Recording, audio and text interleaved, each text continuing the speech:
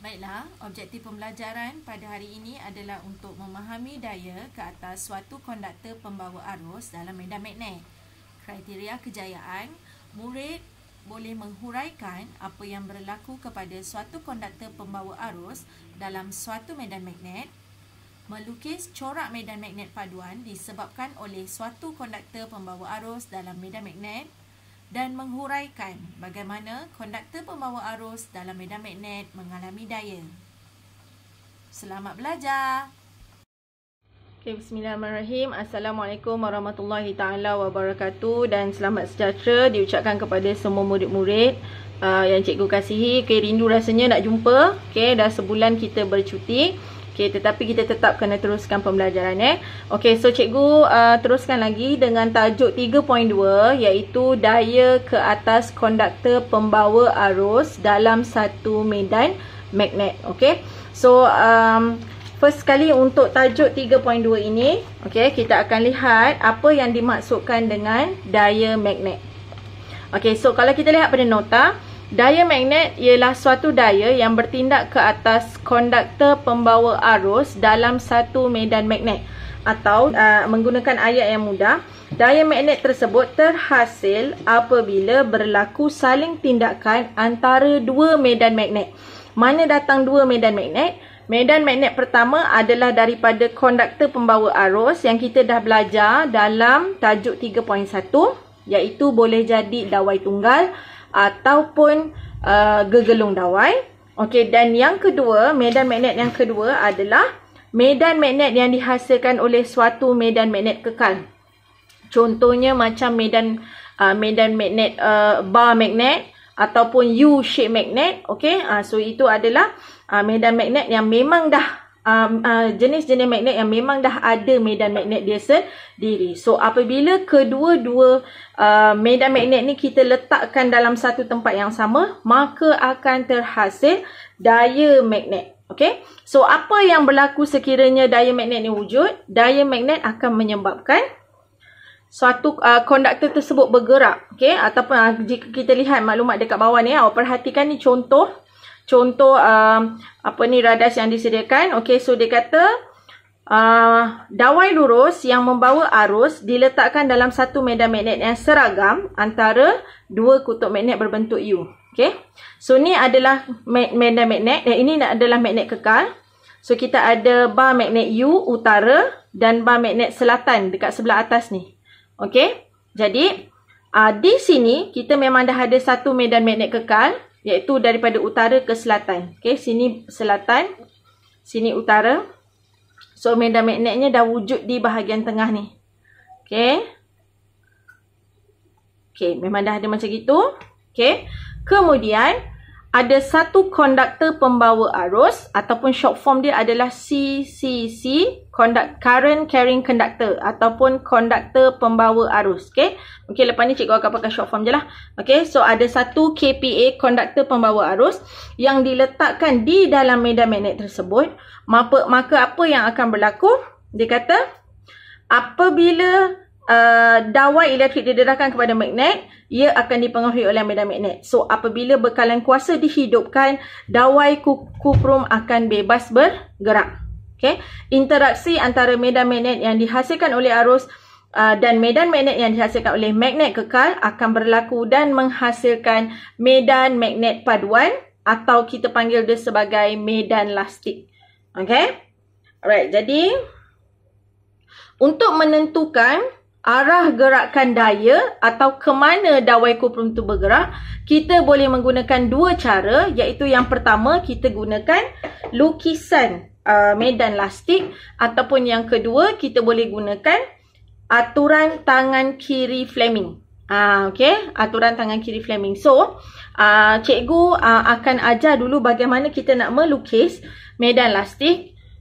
Dan kemudian cikgu akan gabungkan sekali dengan macam mana kita nak gunakan aturan tangan kiri Fleming. Okey. So kita lihat dahulu medan lastik untuk dua dawai. Okey, cikgu terus pergi kepada sini ya. Untuk dawai tunggal dalam sebuah medan magnet. Okey, kita lihat lukisan dia. Kita ada satu medan magnet oleh dawai tunggal. Okey, so kita tulis kat sini medan magnet oleh dawai tunggal. Okey, katalah cikgu ada satu medan magnet.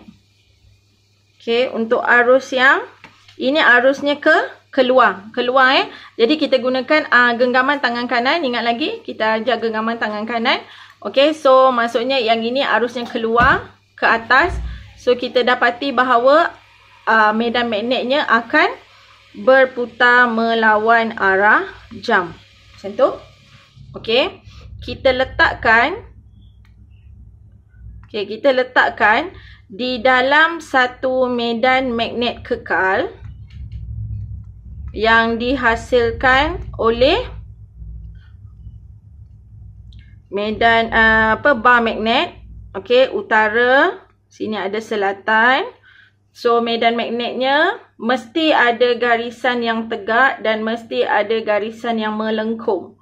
Okey, syarat jawapan mesti ada sekurang-kurangnya satu garisan tegak dan satu garisan melengkung. Okey, so medan magnet oleh dawai tunggal, cikgu masukkan ke dalam medan magnet kekal. Okey, so awak akan dapati lukisannya jadi begini. Okey, ni utara, sini selatan. Okey, sini adalah medan magnet oleh konduktor pembawa arus. Okey, arah medan magnetnya macam gitu tadi.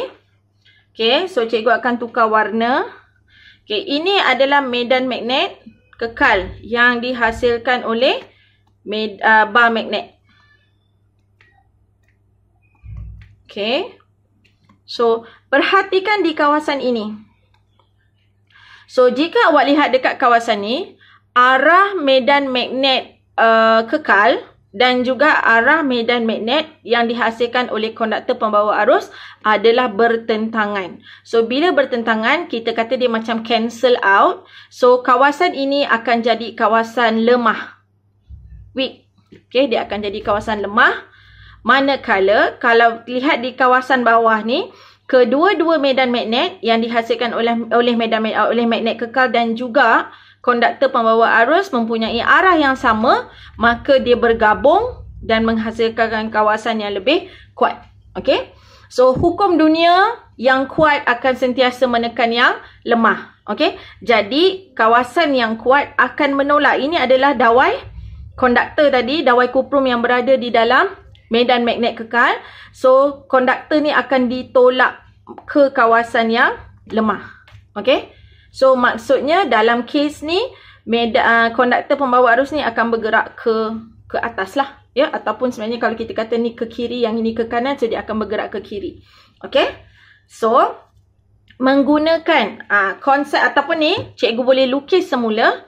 Okey, kita dah buat macam ni. So nak menjadikan lukisan tu sebagai medan magnet paduan. Okey, ini dah dipanggil sebagai medan lastik sebenarnya. Okey, cuma kalau nak nampak dia cantik lagi. Okey, kita jadikan dia. Okey, selatan. Okey, jadi kita tahu bahawa ada satu konduktor pembawa arus. Arus dia keluar. Arah gerakan dawai ni akan ke bawah. Okey, yang ini dia punya F, daya dia. Okey, dia akan ke atas lah, ke bawah pula. Okey, kemudian arah medan lastik dia akan bergerak daripada utara ke selatan. Okey.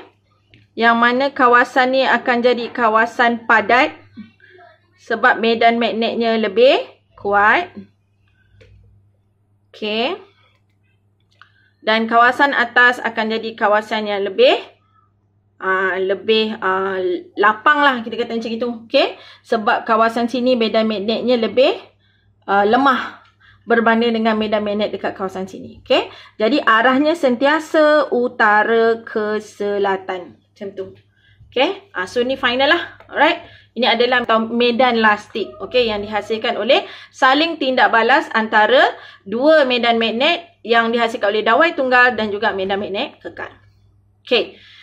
Alright, dalam masa yang sama, awak juga boleh gunakan aturan tangan kiri Fleming. Okay, so aturan tangan kiri Fleming. Alright, kalau awak ingat lagi, Cikgu ada ajar itu masa kita belajar keradioaktifan. So ni, okay, ini dipanggil sebagai aturan tangan kiri Fleming. Tangan kiri Fleming ni awak tengok macam-macam mana arah pun, dia akan menghasilkan 90 darjah. Okay, so apa ni? Dia mesti tunggu tangan kiri tau. Ini adalah father, mother, child. Okay, father, mother, child. So, F ni, father ni adalah daya. M ni, mother ni adalah medan magnet. C, child tu adalah current ataupun arus yang mengalir. Okay, so awak boleh apply. Kita boleh apply dalam lukisan. Okay, so ini adalah arus. So, arus kat sini dia keluar. Okay, keluar. Magnet daripada utara ke selatan. So, awak akan dapati dayanya ke atas. Okay, nampak? Ini arus. Arus yang keluar ni kat sini. Okay, ni adalah medan magnet dari utara ke selatan. Okay. Kemudian, ini adalah daya yang terhasil. So, awak boleh nampak daya tu ke atas. Okay. So, tu cara nak gunakan aturan tangan kiri Fleming. Ya. Okay. So, cikgu sambung lagi. Okay, ni baru lukisan untuk dawai tunggal. Lukisan yang sama, tapi kali ni kita akan lihat gegelung dawai. Okay, seperti yang awak dah tahu, kalau gegelung dawai, dia akan ada dua. Okay. So, maksudnya kalau kita ada macam gini. Ni kalau ingat lagi yang lepas kita belajar. Okay. So, kita akan ada arus yang keluar dekat sini. Senang kata sini dot. Arus keluar. Kemudian, arus akan masuk kat sini. So, kat sini kita nampak dia X. Okay. So, kita dapat macam ni tau. Okay. So, kita ada satu dawai. Satu arus keluar. So, kita dapat arahnya melawan arah jam. Dan satu lagi arus masuk. So, yang ini dia akan, sebab dia masuk kan. So, dia akan mengikut arah jam. Okay, macam tu ya. Okay, dah dapat. Alright. Kita masukkan ke dalam medan magnet kekal. Yang sama utara, selatan,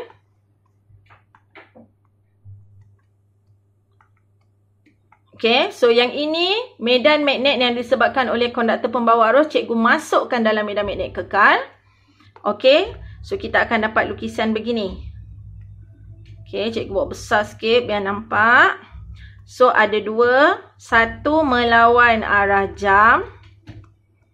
Dan yang kedua mengikut arah jam. Macam ini Okay. So, ini adalah arah untuk medan magnet kekal. Okay. Jadi, perhatikan. Di bahagian atas, okey, di sini arahnya berlawanan, bermaksud ini kawasan lemah. Bahagian bawah arahnya sama, so ini kawasan kuat. Okey, so bermaksud yang kuat akan tolak yang lemah, dayanya ke atas. Okey, manakala di bahagian yang satu lagi, okey, di bahagian yang satu lagi, alright. Bahagian atas arahnya sama, maksudnya kuat. Bahagian bawah arahnya bertentangan, maksudnya lemah. Jadi, daya akan bergerak ke bawah. Okey. Macam tu. Okey, jadi bila kita lukis medan lastik. Okey, bila kita lukiskan medan lastiknya, kita akan dapat. So, ni ada satu. Okey, kemudian ada, ini arus keluar, ini arus masuk. Jadi, dia akan, satu akan dayanya ke atas. Okey, yang sebelah ini dayanya ke bawah. Jadi, bahagian yang kuat, dayanya akan lebih rapat di medan magnetnya.